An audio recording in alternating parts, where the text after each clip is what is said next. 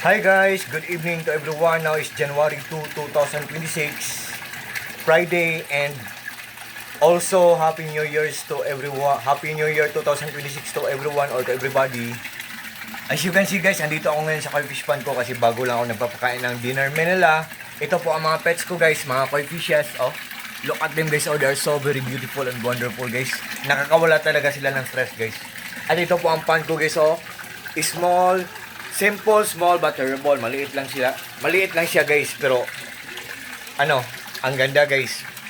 Nakakaaliw talaga guys, nakakawala ng stress. And by the way guys, hello pala sa mga fish keepers dyan. Good evening and happy fish keeping. Honestly guys, dito talaga ako nagtatambay guys pag wala akong ginagawa. Kasi believe me or not guys, maniwala kayo or hindi, ang mga koi fishes guys ay mga stress relievers po sila.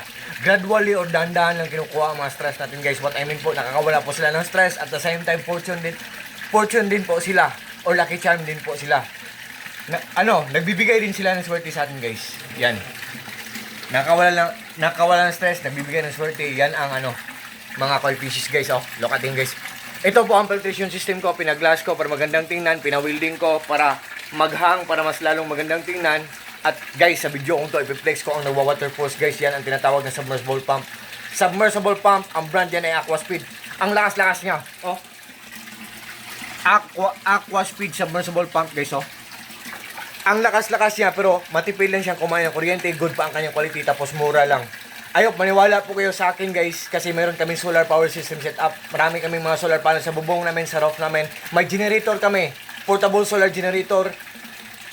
Nalalaman namin, may monitoring, nalalaman namin or namomonitor namin ang isang gadget kung matipid lang siyang kumain ng kuryente or kung good ang kanyang quality. Ang lakas-lakas ng Aquaspeed submersible pump guys, sa sobrang lakas niya, ang daming bubbles na napoproduce niya o nakikreate niya. At the same time, ang dami ding mabibreathe in na oxygen ng mga isda natin sa pond natin or sa aquarium natin guys. So sa lahat po ng mga friends ko, thank you po sa trust at sa suporta. At take care po tayong always lahat. At God bless po sa ating lahat or God bless us all and that's all.